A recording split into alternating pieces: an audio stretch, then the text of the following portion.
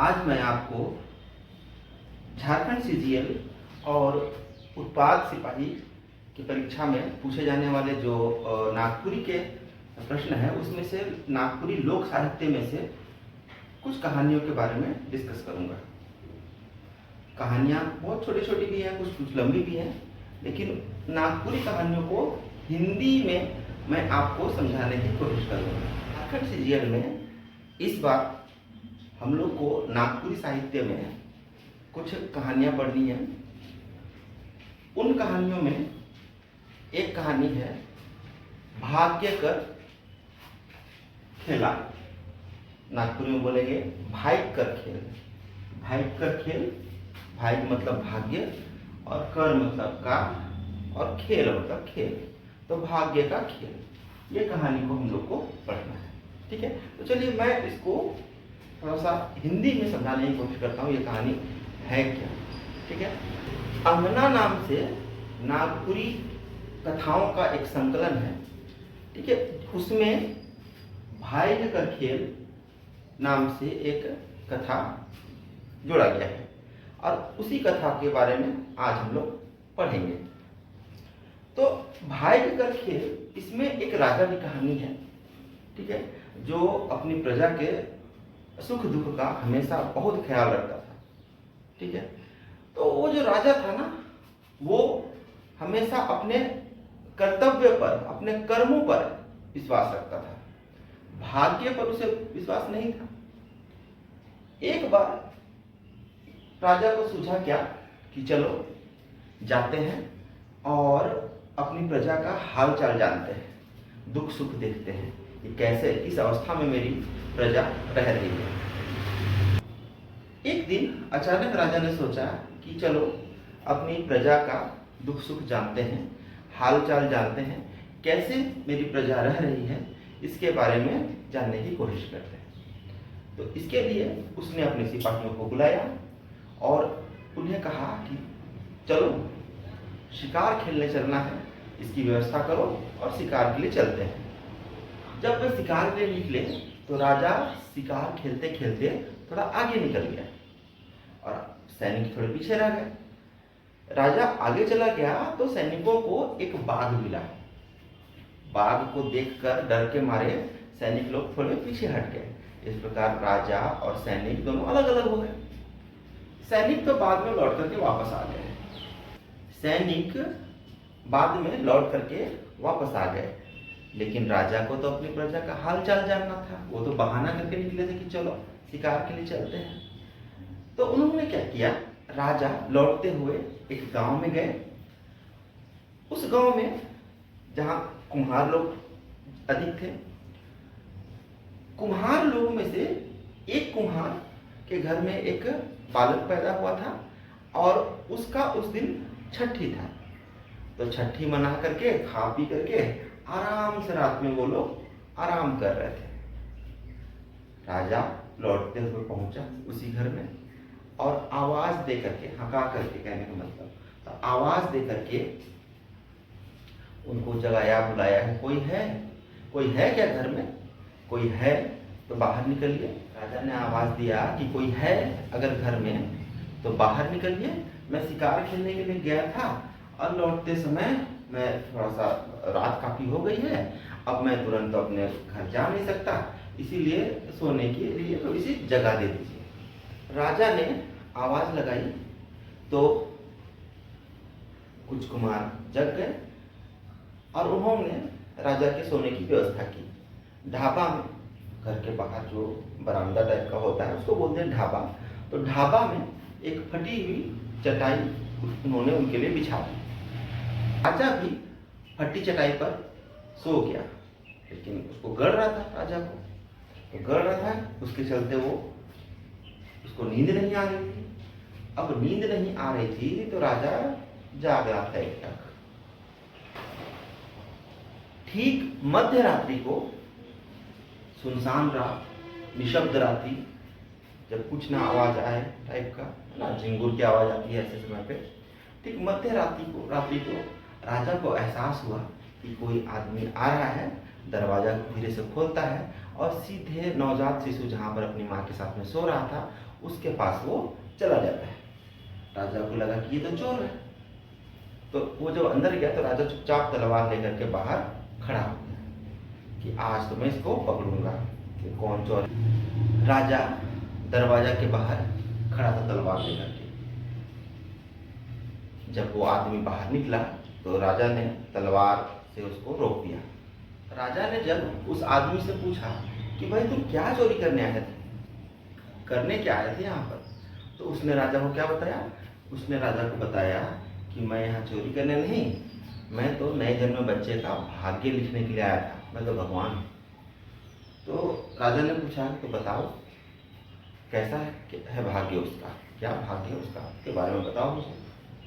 तो उसने उसे बताया कि सब कुछ तो ठीक है, लेकिन जिस दिन ये बालक बड़ा होकर के शादी करके ब्याह करके वापस लौटेगा तो रास्ते में इसको कोई शेर या बाघ चीर कर फाड़ करके खा जाएगा। और फिर वो आदमी चला गया। राजा भी अचंभित था, पता नहीं क्या होगा। राजा को तो भाग्य पे भरोसा था ही नहीं, उसे तो कर्म पे भरोसा था, अपने कर्तव्यों पे हमेशा भरोसा था, विश्वास होता था। तो राजा ने क्या किया कि सुबह जब हुआ तो उन्होंने घर वालों को समझाया बुझाया, बताया कि मैं राजा हूँ वहाँ का, अपने बेटे को दे दो, मैं इसको अच्छे से पालूंगा पोसूंगा, सारी सुख सुविधाएं दूंगा। तो माँ बाप राजी हो गए और राजा को अपने बच्चे को दे दिया। राजा भी ले गए उसे अपनी हवेली में और उसको खूब अच्छे से लालन पालन किया, अच्छे से खिलाया पिलाया, राजकुमारों के जैसे ही रखा। उसके बाद जब वह बालक बड़ा हो गया, उसकी आयु जो है शादी करने की हो गई, तो राजा ने क्या किया, उसके माता पिता को, कुम्हार माता पिता को घर पे बुलाया और उनसे कहा कि अब ये शादी के लायक हो गए हैं, तो अपने जात में कोई लड़की देखिए, इनके लिए कन्या ढूंढिए और शादी का सारा खर्चा मैं करूँगा, जितनी व्यवस्था होगी सब मैं करूँगा, सब कुछ मैं करवा दूंगा, बस आप लोग अपने जात में जो भी आपको अच्छी लगे ऐसी लड़की देखिए। लड़की ढूंढी गई, सब कुछ सेट हो गया, शादी ब्याह सब कुछ है, राजा ने सब सारी व्यवस्था करवा दी। बारात जा करके वहाँ शादी ब्याह हो जाने के बाद जब बारात वापस लौट रही थी तो उसी क्रम में बारात जब वापस लौट रही थी तो उसी क्रम में बीच में एक जंगल पड़ता था। लेकिन राजा ने तो पूरी व्यवस्था करा रखी थी, चारों ओर सभी दिशाओं में सैनिक छोड़ रखे थे, लगा रखे थे, कहीं से भी कुछ ना होने पाए। ठीक है, तो फिर भी जंगल पड़ता था, उसी बीच से वो आ रहे थे। ठीक है, तो वहीं पर सभी रुक गए, थोड़ा सा कि सुस्ताल है, थक गए थे सब, तो सारे लोगों ने वहीं पर कोई टेंट वेंट गाड़ा होगा और वहीं पर रुक गए सब। ठीक है, सब सोने लग गए, आराम करने लग गए। तो इसी दुल्हन कन्या अपने वर से कहती है कि तुम्हें पता है कि मैंने आज तक कोई बाघ नहीं देखा है। अब इसे सुन करके वर बोलता है कि सच में तुमने बाघ नहीं देखा है? तो नहीं। तो कन्या मिटिलाती है और अपने हाथों से बाघ का प्रतिरूप बनाने लगती है। जब बाघ का प्रतिरूप बनाती है तो ठीक से नहीं बनता है, तो वर उससे वो मिट्टी ले लेता है, वो लड़का मिट्टी ले लेता है और उससे बाघ का एक प्रतिरूप बनाना शुरू करता है। जब बाघ का प्रतिरूप बनाना शुरू करता है और वो खत्म होता है तो बहुत अच्छा प्रतिरूप वो बनाता है। जैसे ही वो खत्म होता है उसी समय एक बाघ दिखाई पड़ता है। ठीक है, बाघ दिखाई पड़ता है, वो आता है, हमला करता है और उसी लड़के को चीर फाड़ करके खा जाता है और इस प्रकार उस लड़के की मृत्यु हो जाती है। सभी लोग अवाक रह जाते हैं, वहाँ पर जितने भी, किसी को भी चोट नहीं पहुँचाया गया था। ठीक है, बाकी लोग सब ठीक थे, सब परेशान थे। जब सारी घटनाएं घट जाती हैं, सारे लोग परेशान थे, तब राजा सबको बताता है कि बहुत साल पहले जब मैं अपने प्रजा का दुख सुख हालचाल जानने के लिए निकला था तो इनके घर में ठहरा था और रात में भगवान स्वयं इनका भाग्य लिखने के लिए आए थे। तब मैंने उनसे पूछा था कि इनका भाग्य में क्या है, तो उन्होंने कहा था कि सब कुछ ठीक है, लेकिन ये शादी करके जब लौटेंगे उस समय कोई एक बाघ जो है इसको चीर फाड़ करके खा जाएंगे। मुझे विश्वास नहीं था, तो मैं यही जानने के लिए इस बच्चे का पूरा लालन पालन का बीड़ा उठाया और मैंने इनको पाला पोसा, सब कुछ, सारी सुरक्षा दी, सब कुछ किया।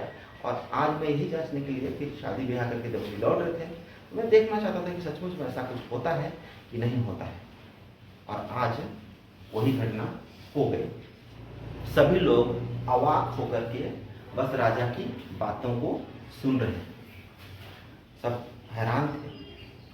फिर राजा ने कहा, देख लिया मैंने, आज सब कुछ टाले जा सकते हैं, लेकिन भाग्य में लिखा हुआ चीज कभी नहीं टल सकता। इसीलिए भाग्य में जो होना है वो होकर ही रहता है। तो यही थी पूरी कहानी, भाग्य का खेल, भाग्य का खेल। इस भाग्य का खेल, इस कहानी में कई प्रश्न हो सकते हैं। जैसे कि पहला प्रश्न हो सकता है कि राजा के केकर में विश्वास रहे। तो ऑप्शन कर्तव्य में, इसको कर्तव्य में, है ना, कर्तव्य लिखा हुआ है। अब मैं कर्तव्य को ही कह रहा है, कर्तव्य में राजा को विश्वास था। राजा किसके घर गया था, किसके घर ठहरा था, तो कुम्हार के घर पे, वो हो सकता है। ठीक है, बच्चे का भाग्य लिखने के लिए कौन आया था, एक प्रश्न ये भी हो सकता है। तो बच्चे का भाग्य लिखने के लिए कौन आया था, तो भगवान स्वयं आए थे। भाग्य लिखने के लिए जो व्यक्ति आया था उसे राजा ने क्या समझ लिया था, तो चोर समझ लिया था, ये भी प्रश्न हो सकता है। दुल्हन ने मिट्टी का क्या बनाया था, तो मिट्टी का बाग बनाया था, ये प्रश्न भी हो सकता है। ठीक है, भगवान का लिखा टल सकता है या नहीं टल सकता है, ये प्रश्न हो सकता है। ठीक है, तो ऐसे छोटे छोटे प्रश्न हो सकते हैं। कहानी को अच्छे से सुनिए और इसके प्रश्नों का सही सही उत्तर आप कीजिए।